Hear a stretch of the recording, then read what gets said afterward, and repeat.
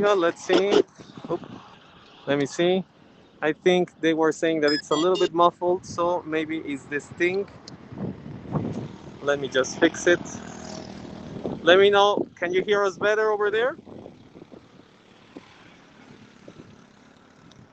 Better. Okay. Can't hear you. Okay. I think now it's better. Let's see if that works. All Okay, right. we'll have to start over. You begin. All right. Now it's okay. All right. Yes. It was this thing that it was Okay. Sorry, we were covering the mic, so sorry. Anyway, so well, just to rewind a little, say it again. Welcome, guys, again, and I'm honored. I'm so happy to have you here again with us on this very beautiful day, February. It's mid-February, beautiful sky. I was saying. And well, yeah, together with you and Ubich, we will have to explore this underground, sort of underground area in Mexico City, sort of unknown at least to the foreigners, let's say, to people in other countries, and to me and to people in Mexico City, to locals. A very, let's say, controversial, a very damaged and with a very powerful and interesting history location or site right here, just a few minutes away from the main core of the city, from Zocalo, from the historical district or downtown. So today we want you to take a walk with us, and we can discover some of the amazing and also incredible facts that are related to this location or this little spot in the city. It's not actually that little, but this spot in the city called Tlatelolco, right? Yes. So thank you so much, Chrissy, Lisa. I think that let me know that you can hear. Keith, thank you so much. Paulo, thank you so much for being here. Keith, obviously. All right. So where are we going to start to walk, Rodrigo? Over here or where? Yeah, we're gonna start walking over here. We're gonna take a short walk, but I also wanted to well give you some of the introduction, like a little bit of context to this place.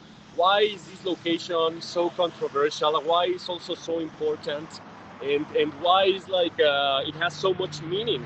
The place Tlatelolco has so much meaning to Mexico, and also because of different events that happened throughout history.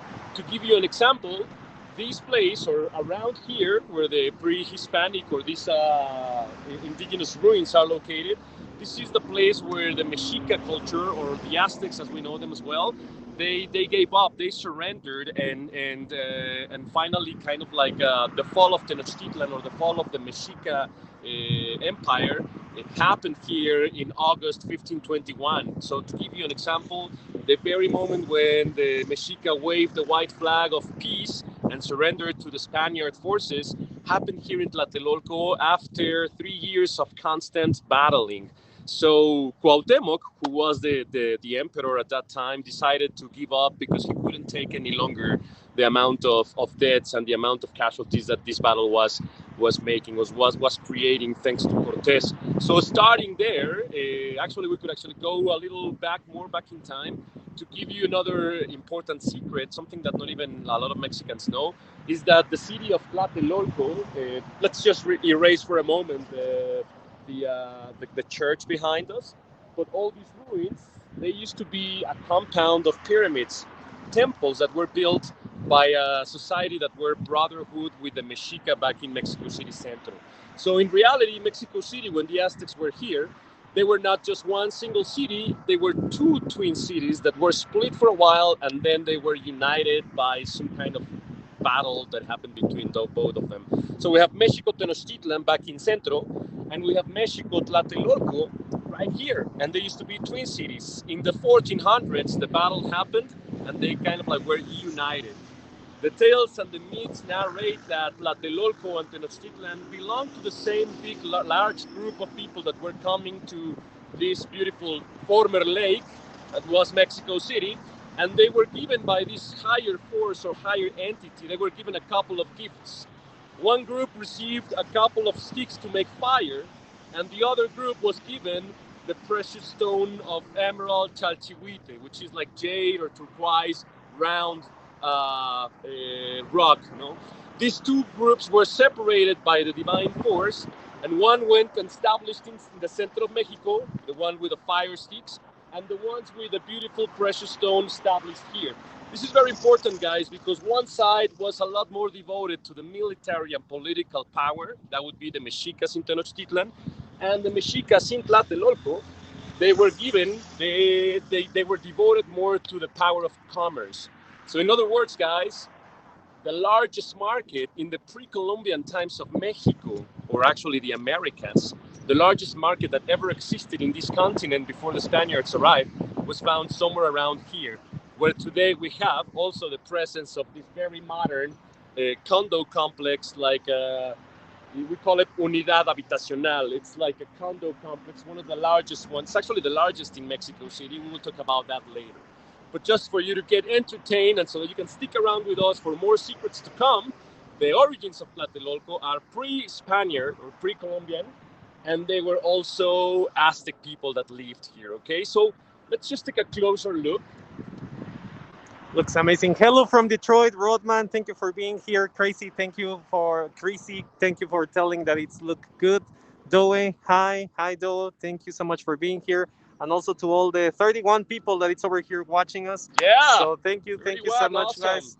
This is a pleasure for us. As you can see, Rodrigo is excited, and yeah, this is I think the highest number that we have hit so far in a live stream.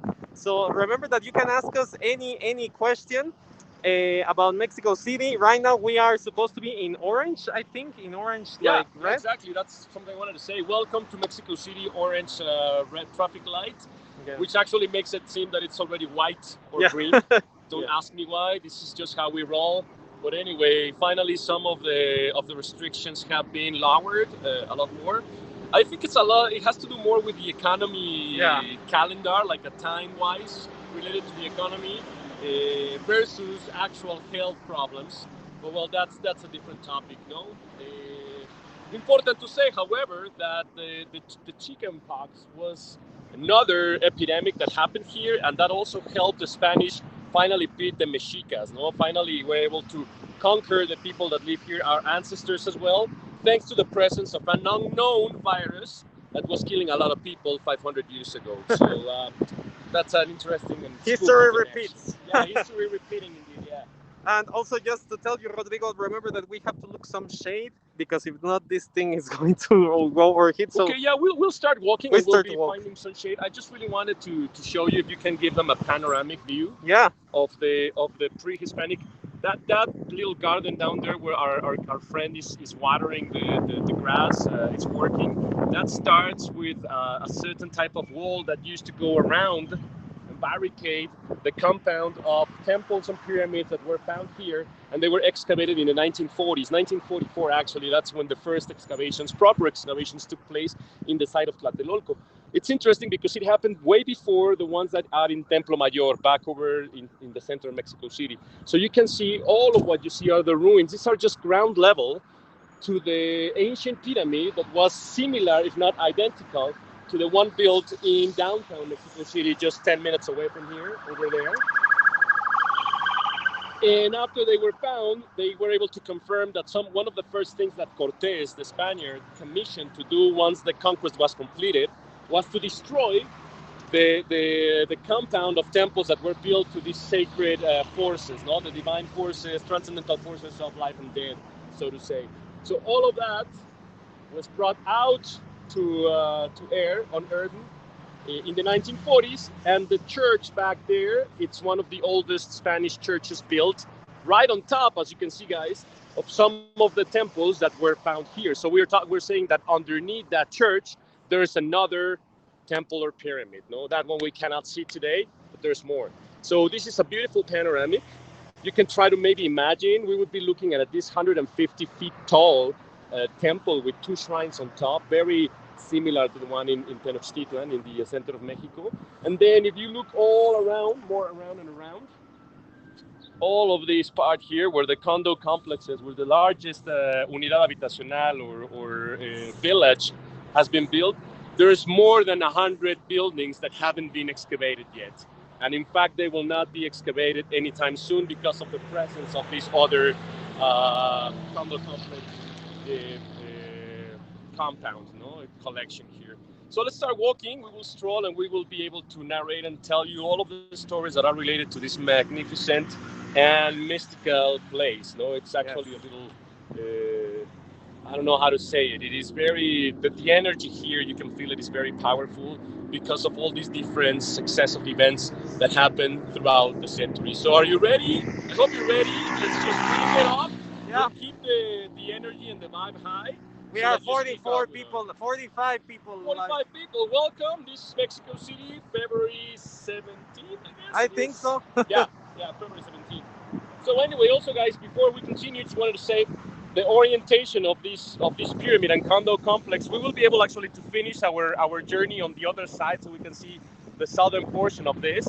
But it was also oriented in a way from east to west, as you can see over there. Behind that big wall of that building from the 50s and 60s, that's where the sun rises, and then it travels over the sky, and then it will go set on the opposite side. The interesting thing is that these temples were also like a time marker. Today, in the middle of February, we're getting closer to the equinox of spring. The two shrines that were located on top of the pyramids were dedicated to the duality forces. So when the sun rises and sets on the southern side of the temple, that means we are in winter dry season. When the sun rises and sets on the northern portion, so it goes more to the left, as it is doing right now, getting closer to March 21st, that means that it's the beginning of rain season, live season, planting, harvesting, and all that. So it's important to tell you that the pyramids would be facing west. All right. So let me just say hello to the people in the comments. Now we have reached 50 people on the live. So thank you so much, Edward James from Albuquerque. Thank you so much for being here. Rax, my friend, hello. You guys are awesome. Thank you so much. Betty, LB, hello from Tallahassee. Thank you so much. Yeah, where is that? Do you know? In California? I'm not sure. Kev, thank you so much for being here. Yeah, let's do this. Keith, interesting. Didn't know about this one, but I did get to see the ruins near the Zocalo. Yeah, this one's it's actually not that far. How many kilometers will you say that it's from Zocalo, Tlatelolco? From Zocalo, Or miles, maybe. maybe half mile away. Really. Half a mile. It's very near. Very, very near. I think I don't know if you have the photos. I think I can do that. So in the photos were with the other app. So let me just see. I think this one we can also share them, but let me just check. All right. Betty, go. All right. Thank you so much, Betty, for the support. So yes, hello from Dallas, Heavenly Dew. Thank you so much for being here. We have reached 52 people, so that's great. Amazing, guys. Awesome. That's amazing. Florida, Tallahassee. Okay. Florida. Yeah. Got That's it. the other side. Yeah. Sorry, we suck at geography. Sorry for that. Well, I think I can point out all the states in the U.S., but that's as far as I go. Yeah. All right. Let me see about the images. Let me see. So remember, guys, you can ask us any question, and it's great that you are here. We really, really appreciate it.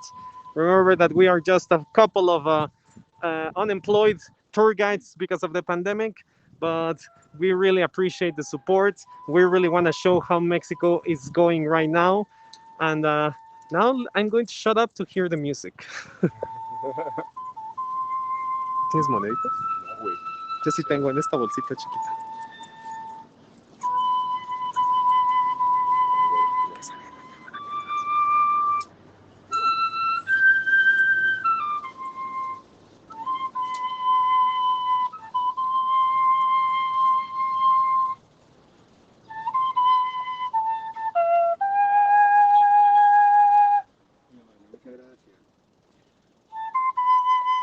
Wow.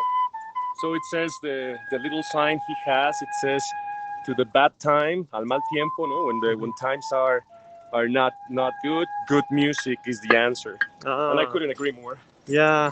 Thank you so much for that support clap of $1. Thank you so much, Edward. Thank you so much, Betty, for that 50-cent Got Talent Award. Thank you so much. And yes, remember also, if you want to practice your Spanish, you can ask us a question in Spanish and we can try to answer that also.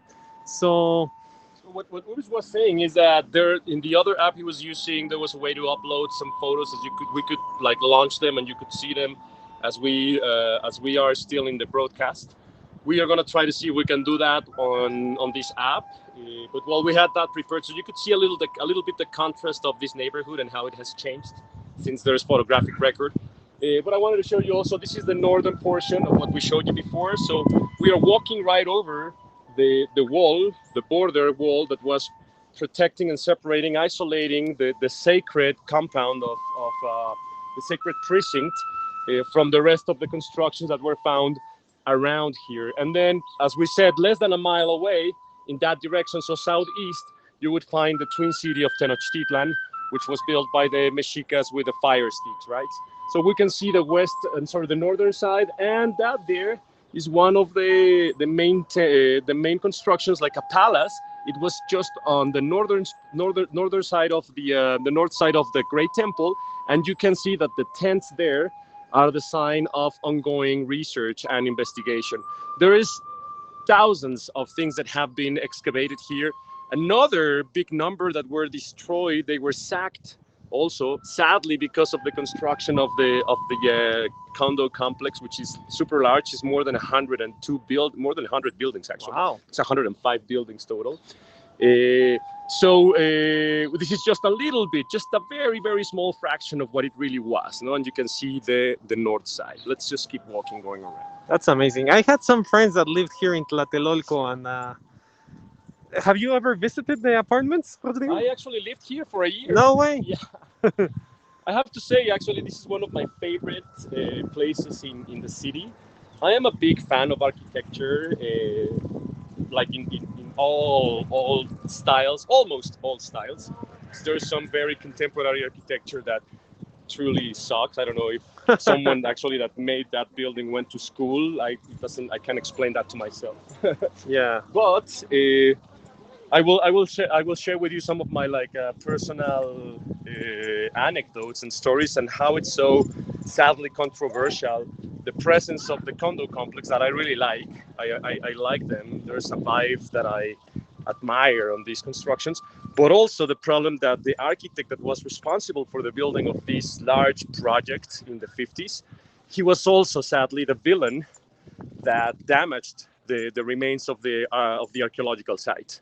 So he kind of gave us some interesting and unique style or unique type, one of a kind large condo complex. But at what cost? At the cost of the demolition and the sacking and the destruction of the archaeological site. So that is not very well seen by many people around the city and around Mexico and throughout history. Sadly. Yeah. Thank you so much. We are almost at 60 people. Wow. So thank you for sharing it.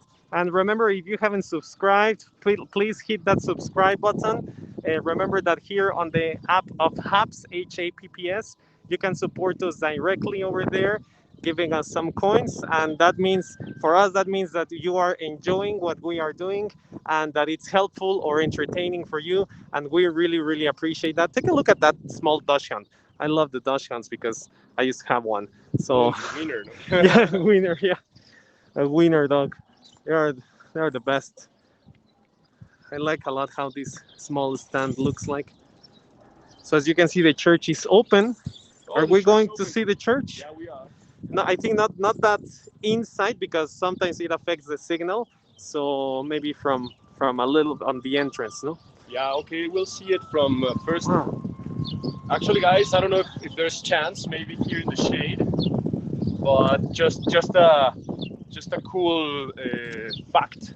If you look at the windows, Yeah. those windows were intervened in the 60s, actually, also around the time this large complex was built, the modern one, and they were work of contemporary artists of that time, like Matthias Geritz, as a designer, no? So it's interesting to have a window that has modern art. Yeah. It's on a church that was built in the late 1500s. So that combination, it's interesting and unique too. Mike, thank you so much for being here. Mike Chantin looks great. Thank you so much, Mike. Yeah, today it's a great day. Oh, here also we can see the other window that Rodrigo was telling us. Yeah, exactly. If you look at that window, I mean, that was intended to be the axis of the sunlight once the sun was setting on the west. But that like design, it didn't exist in the 1500s, and then the church itself has been rebuilt several times throughout history because, well, you know, they just change sometimes the architecture style. For example, at the beginning it was more romantic, no, like Romanized type of the Renaissance type of architecture. But then it happened to go to Baroque, and then it went to neoclassic. So now we have actually the facade that remains or stands more. It's from the neoclassic time, so this will be late 1700s, early 1800s, and it belongs to the Franciscans. Guys, this is one of the oldest temples in Mexico. And also, if you look on the right side over there, that is one of probably the oldest college that was built and established here in this part of the city, and also in the New World, by the Franciscans too. This is the place where most of these friars, no, from the Franciscan order, they were making very extensive studies from the Mexica people and the rest of the people that were found, well, in relationships with the Mexica. We're talking about the Toltecs, we're talking about the Mayans as well. So there was a lot of information coming back and forth from the capital of the New World, and also the vice-regal period, the colonial times, and let's say, for instance, the Mayan Peninsula over those years, no, where other friars went there, and well, it's all a very, very large history. But let's just show you that other part over there, and then just next to the very end of the wall, the orange wall, there is another structure which is a lot more like modern. That area there, guys, deep under, which is like underground, they found recently the water box that was or belonged to Tlatelolco settlement. Tlatelolco, guys, is a Nahuatl word. It's an endemic. It's a local word from the Mexica people, and it means on top of the little mountain, like right on top of the mountain of sand or gravel. That's what it means, and that's the name of this area. So remember that long, long time ago, where the Mexicas established, it used to be a great lake. In fact, there was no actual land here except for a couple of islands that were scattered around. They took advantage of those islands to start to build a city very similar looking to Venice, if you can imagine, actually a little earlier than Venice, as it was found with its canals. So there also used to be a lot of canals around this area. However, the lake didn't have fresh water. It was more salty water. And if they wanted to drink fresh water, it had to be brought from the springs found in the border of the lake. So these waters were introduced to this part of the city from the west to the central area, and the water box was used as a big cistern to contain this fresh water so that it could be taken then again to the other constructions, to the houses, the neighborhoods, and the little towns that were for the people living here in Tlatelolco. That is one of the most beautiful. Sadly, we cannot visit it also because of the signal, but it was all painted with mural painting depicting the type of fish, the type of flora, the type of fauna that was commonly found in this lake and also within the water, and also relationship to fertility, to agriculture, to farming, etc. So that all that part of area is also quite interesting. Okay, from here we can see this like overposing, and I don't know if it's clear for you guys with this perspective, but there's like a little division or opening between the two buildings that we have right ahead in front of us, and that is also one of the symbols and the evidence of something that continues to happen, and we have shown you before, guys, which is the sinking of Mexico City. Remember that all these great buildings are all standing on top of very soft ground beneath our feet, belonging to the bottom of the lake. So over the years, the weight of these buildings is pushing this land down. So all of Mexico City is going down, just like the Mexican currency. Hopefully not for too long.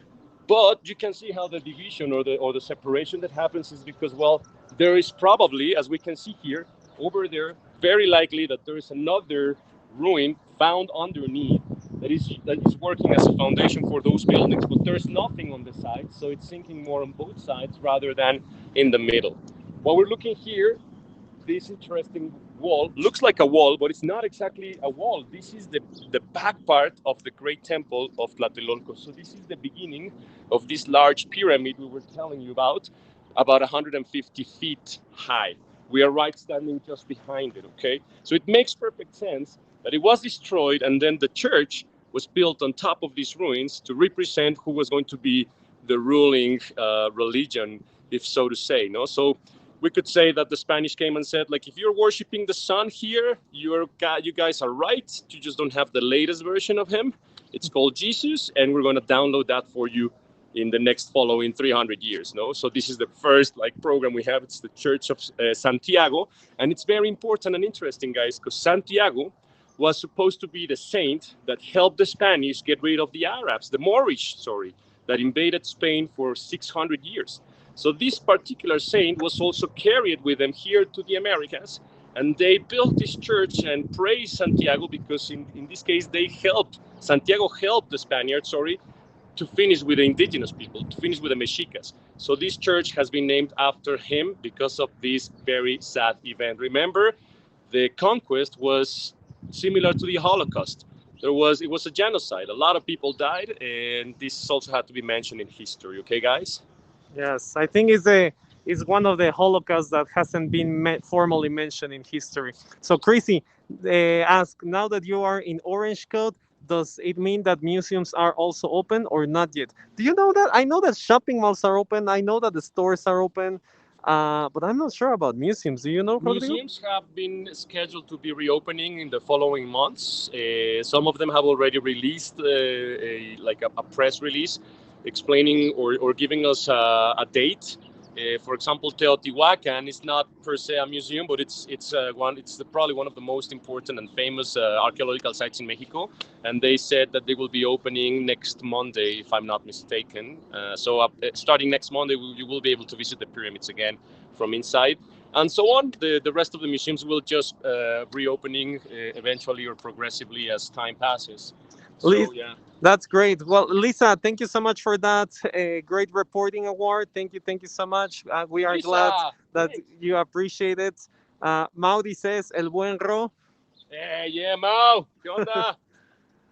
Unverified user, thank you so much. Buy me a coffee award. Thank you so much for that $3 award. Thank you, really appreciate it, and that motivates us to keep doing this. So look at these guys.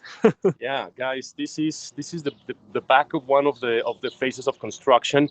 For those that were with us about 2 weeks ago in Mexico City downtown, we saw the Great Temple, and we explained that that large pyramid was also built in stages, like phases of construction, say like extensions of it. This one is the exact same case. Actually, we will see this characteristic in the rest of Mexican archaeological sites, in many of them, especially the ones that are related to the Toltec tradition, which are also part of the heir. Well, Mexicas are the heirs of this tradition too. So we're looking at one of the phases of construction. But if we could make the phone or the take a little here down at the bottom, this other wall that we have there, that belongs to a later extension or construction, which would be even more like behind this wall. But what I wanted to show you from that wall, I don't know if you can appreciate it, is that several of the pieces that are used to be part of the rocks forming the wall still have some carvings on the rocks. There's a spiral representing the snake when it's nesting right over there. There is the glyph of the round stone with a precious gem of emerald and turquoise, which is the chalchihuite, is the jade or turquoise stone. We have several actually of those with a ring shape, and there's other glyphs. Maybe that over there, you can probably see it. And then, well, the more you look at the wall, the more you can actually play the game of trying to spot all of the rocks that still have some of the glyphs carved on them. So sadly, this is just a small level, just 3 levels of the construction. We know that this probably was a little higher, but not only this one, but the one that was covering this structure was even bigger, and so on as they were building phases around. Chrissy, good to know that they are reopening. Yes. So, yes, that's a good sign. Lisa Knut, how unusual. Yes, and it's I haven't visited Tlatelolco in a while, guys. What would be that?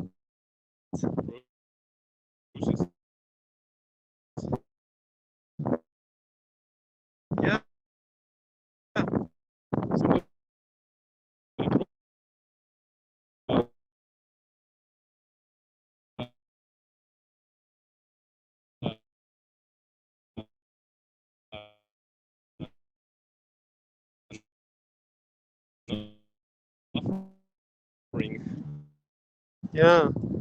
Or probably someone in the fourth, like Valentine's Day, on the left.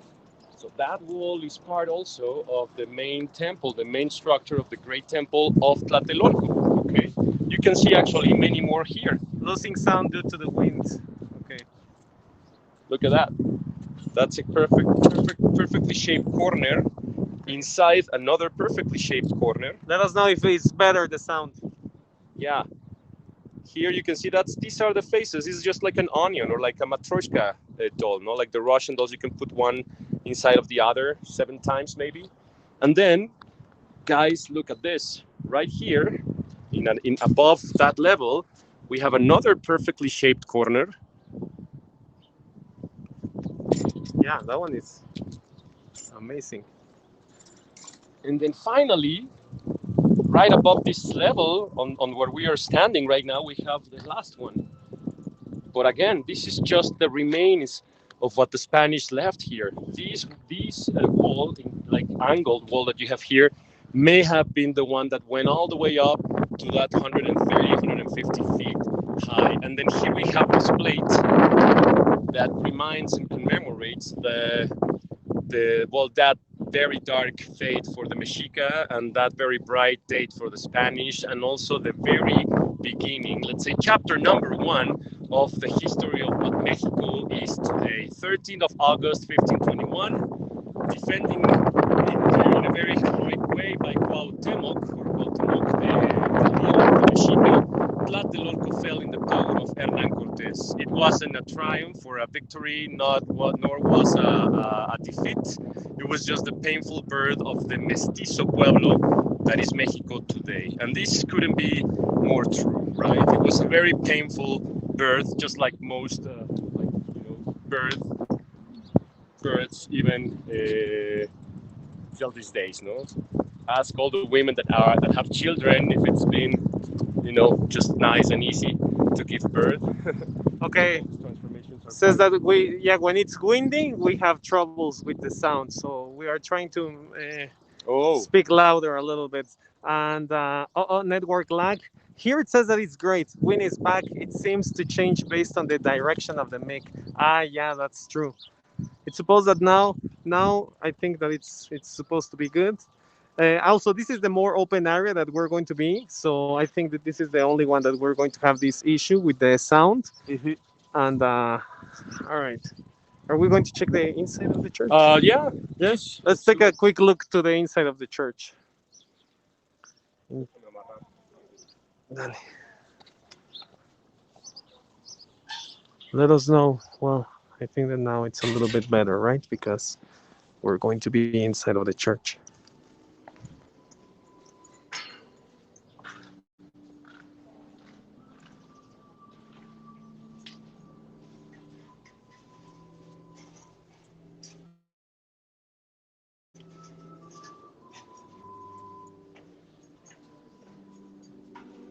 No, hasta aquí nada más. Ya la señal se hace bien mala. Vamos a afuera. Look at the windows with the blue. Sí, no, la señal está muy mala aquí. That's the.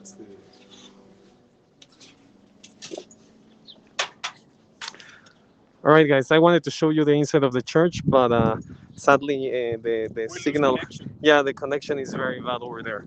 But I hope that you could see a little bit. Ivan, what's up? How are you? All right. Now we're going to walk on the way to the jardín. Yep, on the way to the garden. Yeah. Okay. Oh, well, it says that, yeah, I think let us know if the connection is it's good. We are out of the church and it's saying that it's great. So let's hope that it's actually great.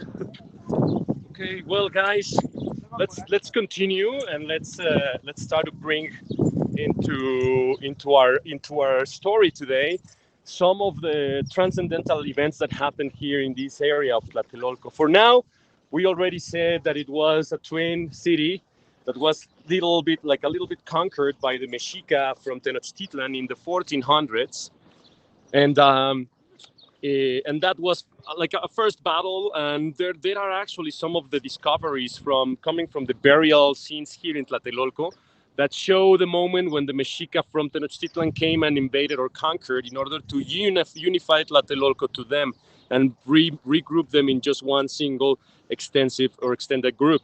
That was maybe a first interesting and probably troublesome moment in the 1400s. Then in the 1500s, the final battle of the conquest, again here, and then again, several bodies have been found in the construction through when the condo complex was being built, and also when the excavations took place.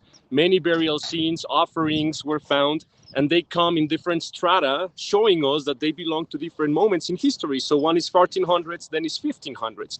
But then in more recent times, we need to talk about a couple of events that happened here that were they were not pleasing at all. Uh, October the 2nd, 1968, the condo complex, the village that was built around here was very recent, almost new. But that's when the government of Mexico decided to, just shoot and kill many of the protesting students from the university that were not making any mess. They were not trying to take the weapons or go and shoot the president or anything like that. They were just fighting against repression. And what they found, well, there were many other things involved with this conflict. But right here, in this big square, which happens to be also right underneath us, there is a big also platform belonging to the archaeological site. Here in this square was the gathering, was where the meeting took place. The students wanted to organize themselves in order to march peacefully into the National Palace. Problem was that the president at that time was almost about to host the Olympics in Mexico 1968. And according to some stories, they say that the president was warned by someone that if the problem with the students, the riots that were happening in Mexico were not controlled, then the Olympics would have to be canceled or postponed, similar to what happened in Tokyo last year, but for a different reason. So apparently, because of that, the president, and this is still a very dark story. It's a dark story of Mexico, and the authorities decided to, well, just give us the largest example of repression in the 20th century, which was the killing and the catching and even the taking prisoners some of the students that were gathering here in this meeting area in order to protest against the repressing government. That was very sad. It was also a killing scene. Blood was spilled here, and we still commemorate that every October the 2nd.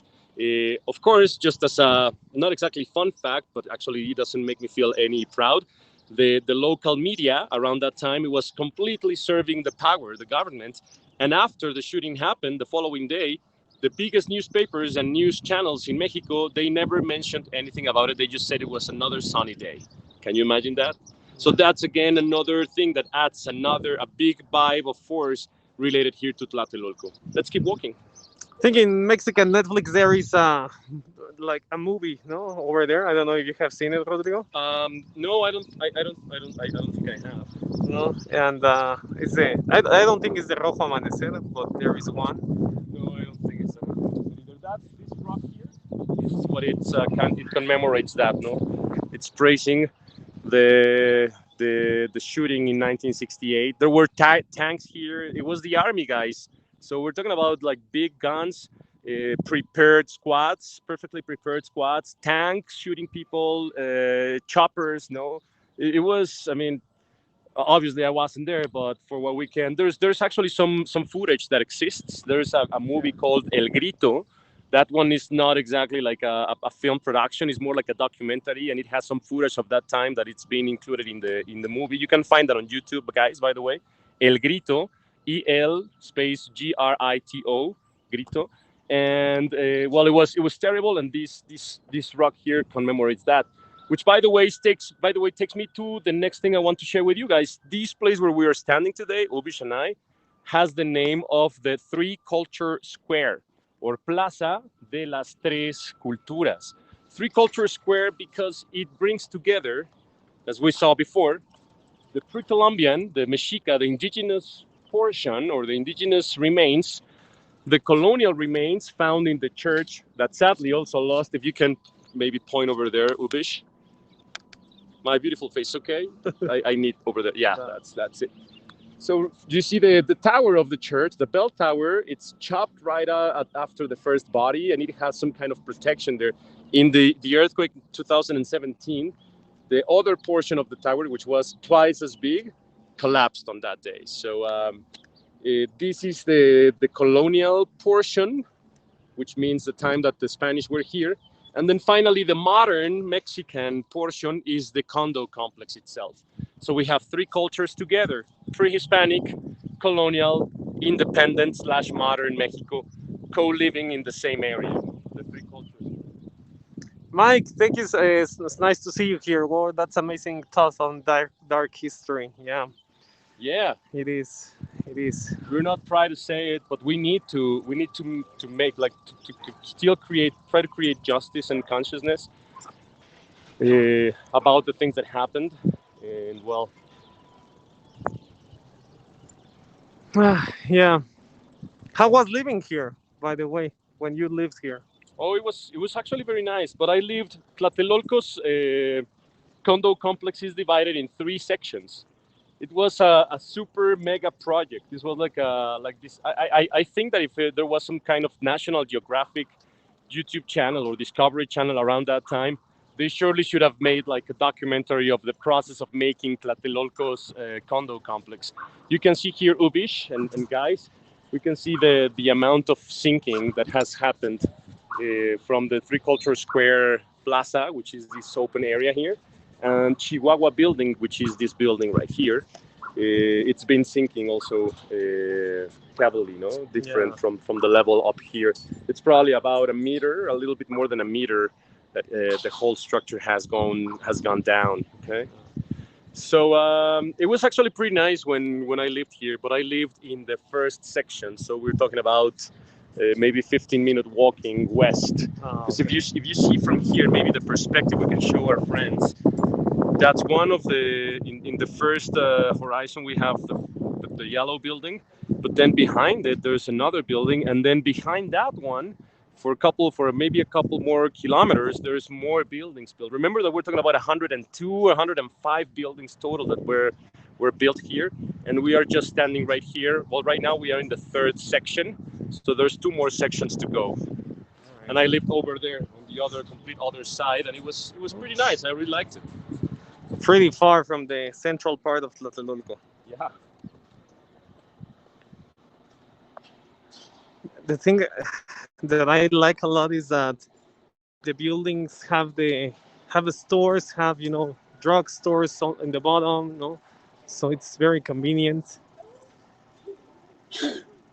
Do you know if these units are kind of a similar time uh, built when the units that are over there in Del Valle, like near to Felix Cuevas? That's right. Yeah, Yeah. that's right. Actually, now it's time to talk a little more about the project of this condo complex built. Lisa says, yes, we must recognize the patterns of power and subordination. Yeah, exactly. Power and subordination. Okay, so now we can see Tlatelolco. Yeah, Ubish, as you were saying Tlatelolco was built with the concept of like building or making a city within a city. So Tlatelolco is a city of itself, and because of that, it has been it has also been like given or built or conceived. It was conceived with the inclusion of all these amenities. There was even a movie theater here. There is several theaters like for plays. There was an open air theater. There is a park that we're going to visit in a second. That is a replica of the one found in the state of Aguascalientes in Mexico. It's a park that has strong neoclassic elements. Looks like Greece, like Rome, something like that. There's pharmacies, there's restaurants, there's art galleries. There was schools from kindergarten, from preschool to high school. Not a university, but there was a high school nearby. There were shopping malls in the area as well. Lots of restaurants, lots of grocery stores, vegetables, fruits. You can find everything. Coffee shops, and this would have been changing throughout the decades. No, Tlatelolco's modern construction or condo complexes, they were finished in 1964, guys. 1964. Think we are having some connections problems, guys. Let us know how it looks. Here it says that it's a little bit bad, but it's unstable. I think maybe it's the buildings. I mean, it's kind of an open air, but sometimes it's a problem with the buildings. So this really reminds me to Seoul, to Yeah, University. exactly. So we were just saying that, guys. We want you to really. We're walking. We're strolling, actually. Very, very calmly, peacefully throughout these aisles and corridors.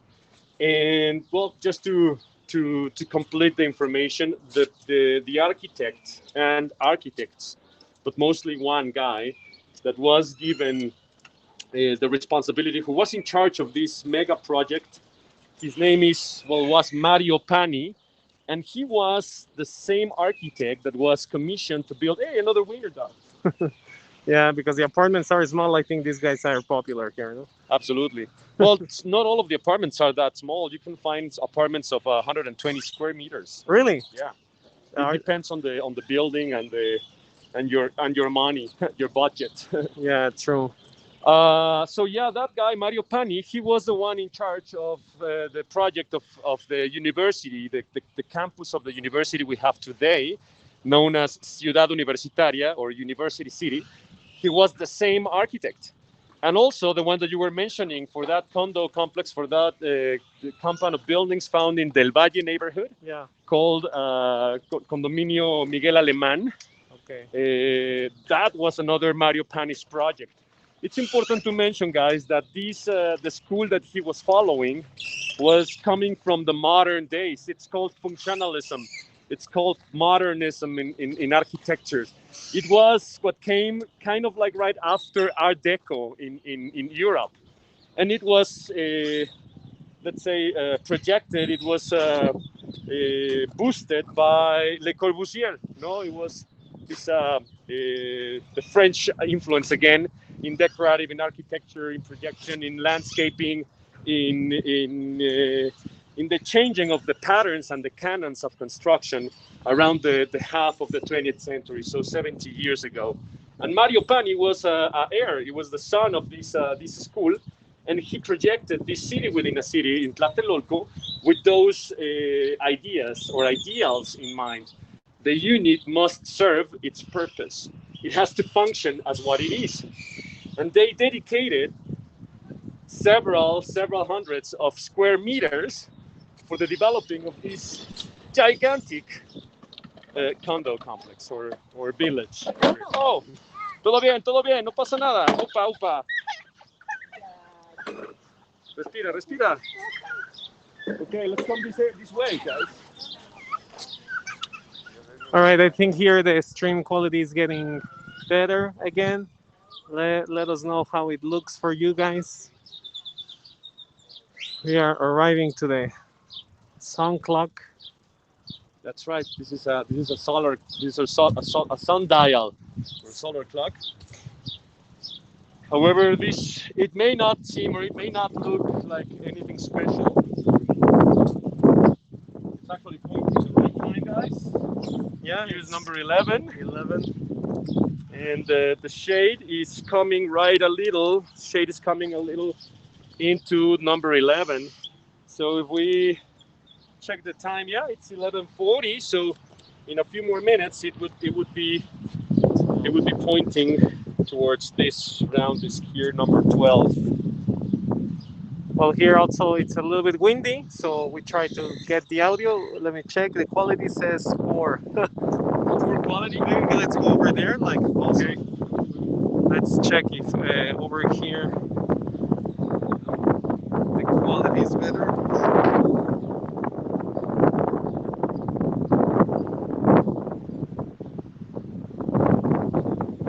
Let's see. Let's see. Let me know, guys. How does it looks for you?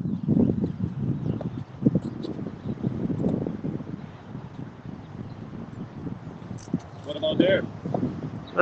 Still poor. And our friends, what did they say? I'm not getting comments right now. Not getting comments. But let's see. Let me know if it looks a little bit better. All right. So what are we seeing here? Do we get a better connection now? Kinda. I mean, it's still poor. Wow. Well, we're really sorry. Yeah. Should we probably go to the parking lot? Maybe, yeah. Let's see.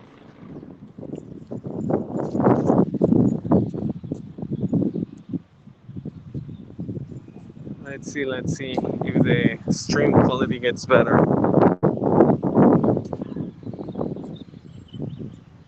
Is it better now? Still poor. Let's see. Still poor. We don't get messages. No, we are not getting messages. Maybe you can check it in YouTube how it looks. This is Veracruz building. I love the graffitis of this one.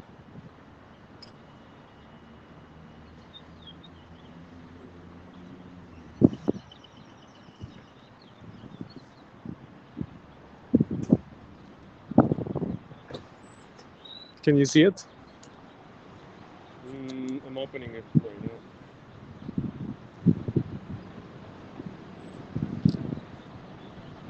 Let's see. Mexico underground. Careful with the car. Oh yeah. And it is. Yeah, it is pixelating. Yeah, I can see that it pixels a lot. Pixels a lot. But we have 4G. I have 4G connection here. Yeah, let's see. I have LTE.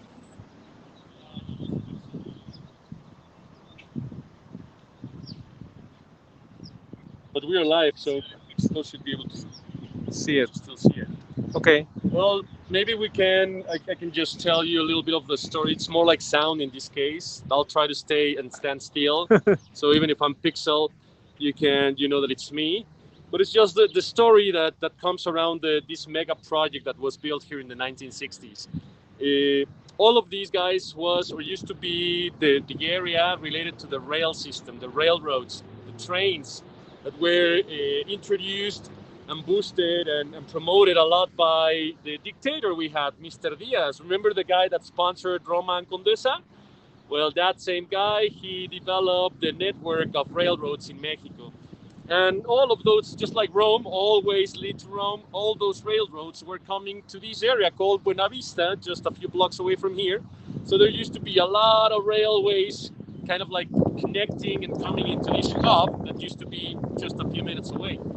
The neighborhood around was all built by like non-regulated or irregular house constructions, which were mostly like poverty circles, you could say. I mean, it was just like the outskirts of that city. Let's just imagine for a second that in the 60s, in the 50s, guys, actually, Mexico City wasn't really much bigger than what it is still to this day considered the main district, the centro. The sprawl of the city to the 100 square kilometers that we have today, it really happened after the 60s and the 70s. So in order to be able to complete this mega project, some of these railroads were taken away. All those irregular houses were completely eradicated. More than 7,000 people were pushed away, left without homes. And the neighborhoods that surround Tlatelolco today continue to be very deeply connected to the people that were in charge of the maintenance and the system of the railroads. In fact, the land where the condos, where the village is built today, belonged to this company that was all railroad related, known as La Consolidada. So a lot of iron, a lot of steel, and it was really just like empty fields around here. So 1950s, modern architecture, Mario Pani, this in a way for me was a great mind. Sadly, he was such a villain when it came to preserve the heritage, the Mexican heritage of the pre-Columbian constructions. He was not careful with that, I have to say it. Sadly, he could have made this project somewhere else, and it would have been totally fine. Just like University City, that's just like Tlatelolco, but it's completely dedicated to the university, to the faculties that teach all the knowledge to the Mexican students, to the Mexican people to these days. Our biggest and greatest university, and one of the best in the world. Okay, so anyway, after they were eradicated and they started the project of construction, the trains stopped coming here. And well, one of the things that used to come here through the rail system was pulque, guys. Pulque, the oldest alcoholic drink of Mexico. Yeah. Pulque, yeah. I'm a devoted to pulque. Want to actually, that's the maguey. That is the plant, one of the plants that you can extract pulque from. Those great cactus that look like aloe vera, but these ones we called it magueyes, and those will give us that very full liquor, beautiful liquor, fermenting to 5% alcohol called pulque, and the pulque stations used to be here. So anyway, all of that was completely destroyed, and the buildings were built. Another of the sad or the catastrophic events that happened here, guys, took place in 1985. 1985, we had one of our biggest earthquakes in the modern history of the city.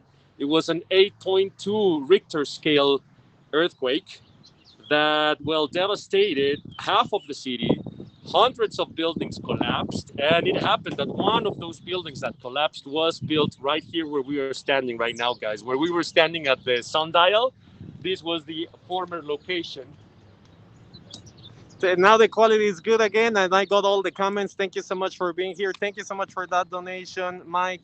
Lisa, thank you so much for those $3 award, a coffee award. Thank you so much.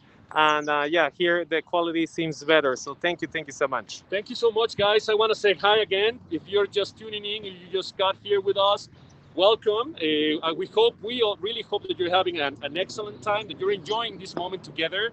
And well, honestly, this might not be for most of our travelers or tourists one of the most touristy areas, but it should be. And now that traveling is like starting over, I'm sure that if you guys decide to come to Mexico and visit us, we can bring you also to Tlatelolco so you can walk and stroll through its aisles together with Ubish or myself or Indra. So anyway, this location here that I'm pointing at you now, this is where the sundial is located. This was the former place where the building Nuevo León. That was because every building here has been named after either a Mexican state or a history character.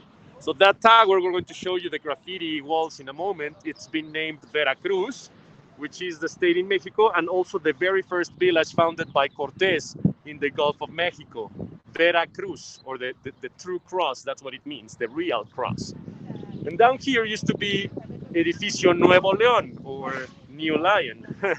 As you know, León is a place in Spain. Nuevo León would be like York and New York. Same here in Mexico, León, Nuevo León. The building here collapsed in 1985, killing and well, injuring, well, killing most of the people that were still inside. The earthquake happened at 7 a.m., 7:19 a.m. with 19 minutes. So a lot of people in their homes, and a lot of people in schools and hospitals and public buildings were affected by this catastrophic event. And well, sadly, the building had the rest or the remain of the building had to be demolished by the government, and then the sundial was built in its location. If we come a little, okay. You can see how the sundial has also these changes of balance on the floor. So everything is crooked and tilted. And that's the best evidence that will show us that underneath these structures we still have Aztec rocks. Okay, guys? We can go over here. So we are almost about to finish, but I want to show you the garden real quick. Yeah. And well, just try to imagine, guys and friends. Again, thank you for sticking around. Thank you for being with us. And thank you for being interested in this side of Mexico City, Tlatelolco. But just for you to imagine, another, I think it was other 10 more buildings that had to be demolished from the village here, from this condo complex, this compound, because of the structural damages that suffered in 1985. Lots of people also were pushed away. They were homeless after the earthquake. So now we need to add this event to the different chain of events that happened here since the Mexicas were around. So 1968 catastrophe, the killing of students, and then 1985 Mother Earth shakes in the basin of Mexico City, and well, Tlatelolco is one of the most affected areas. In some of the photos that we had prepared for you, you can see some of the buildings that were built originally and they don't exist anymore. You can totally go ahead and Google Tlatelolco 1960s, and you'll get a bunch of photographs of how the construction, the project of Mario Pani was built in less than a decade. I think also that, so just to give you a better idea, guys, I'm going to put the pictures on my Instagram. So, and like a carousel, like the before and after. Yeah, exactly. Yeah. So we can put those there so you can check them. My Instagram name is the same as my username over here, Ubijaren.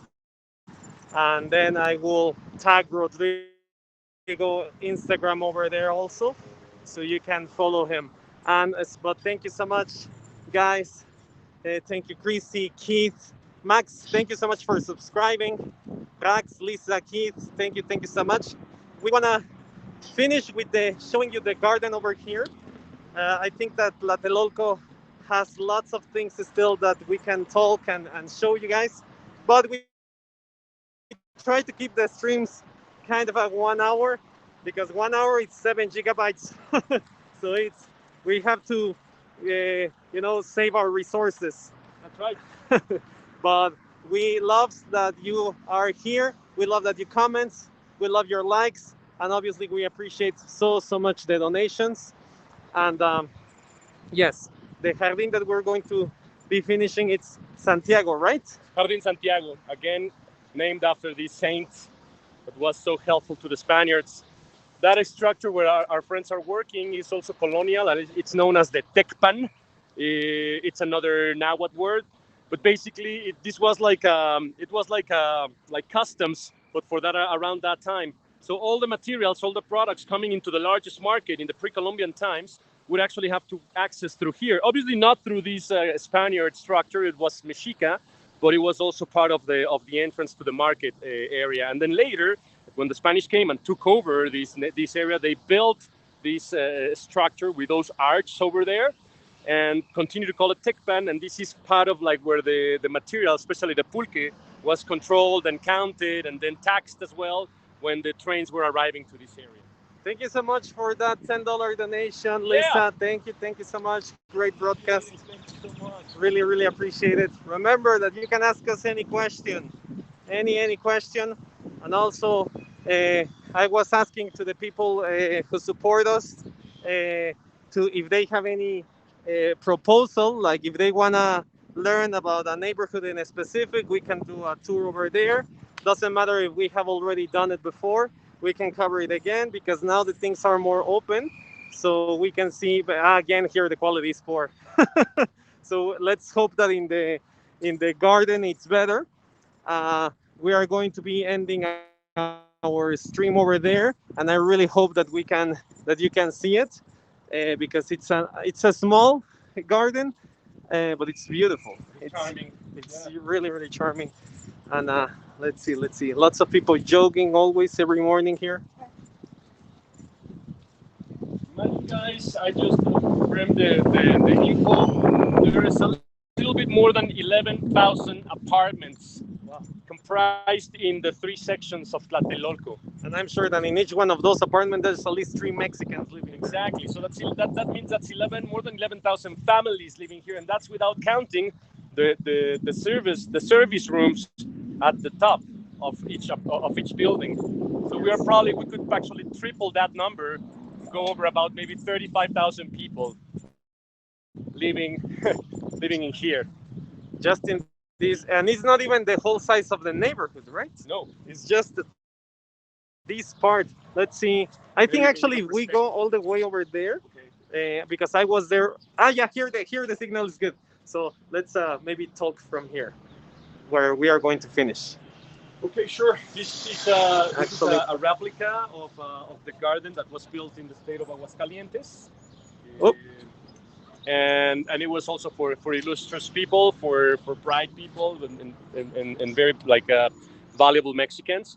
The copy, it's more like how can you say, it's like a replica. It's a better said, and it has a monoptero. That's a word in well, it's not even Spanish. I think it's Latin, but it's this structure, very Greece, very like a classic, like Greek Latin architecture.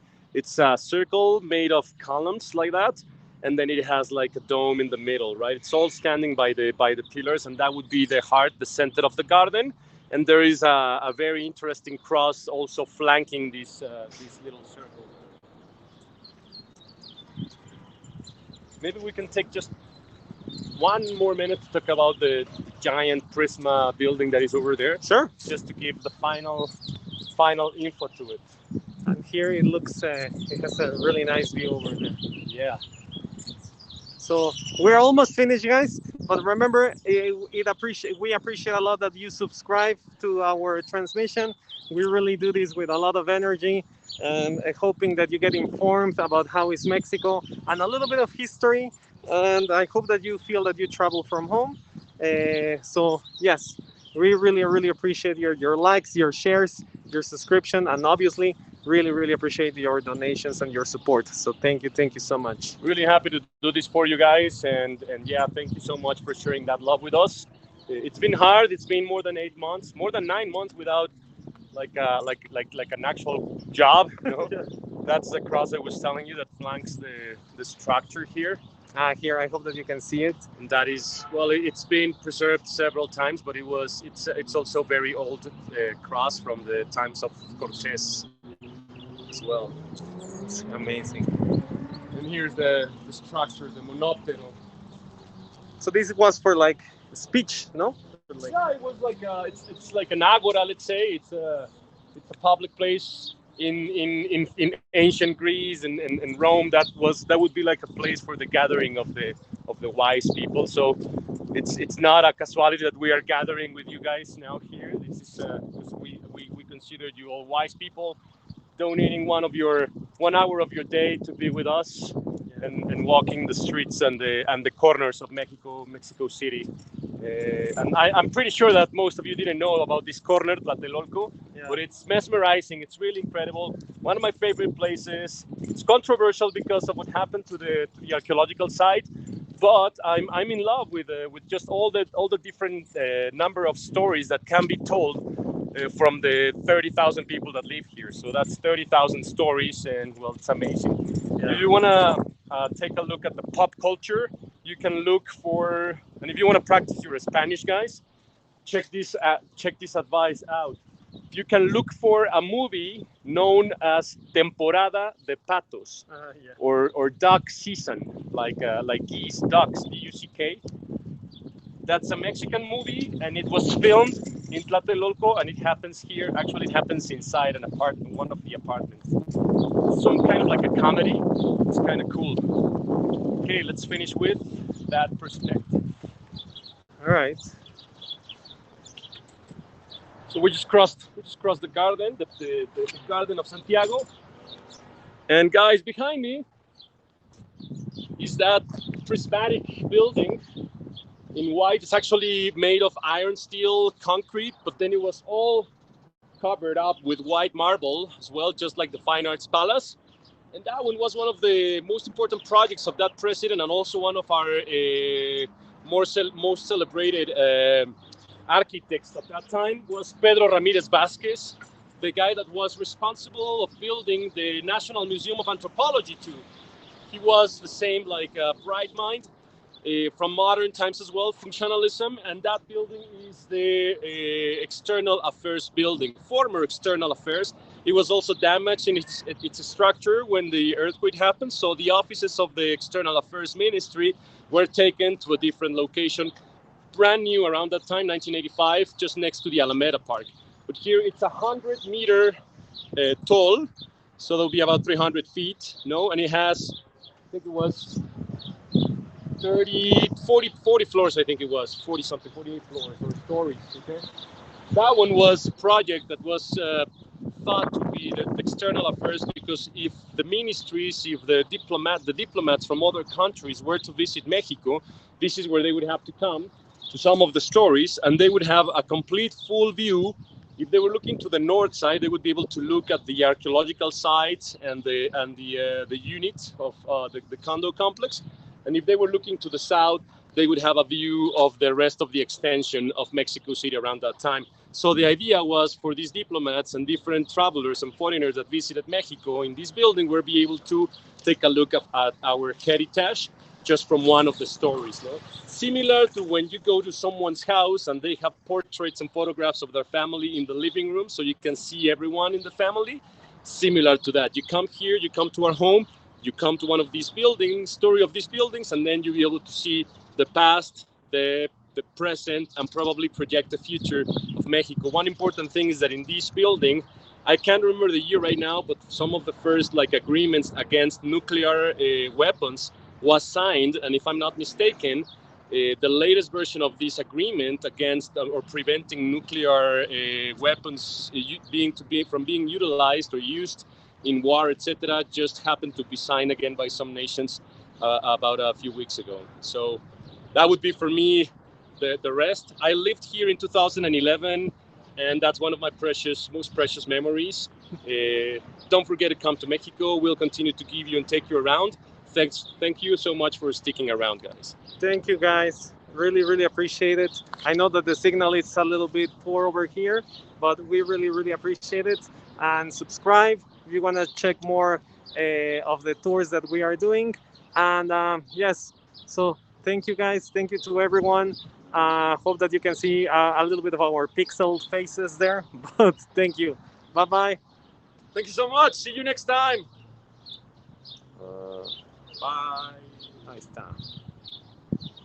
Sí, cuando hay señal baja, como que no me deja terminarlo. Es extraño.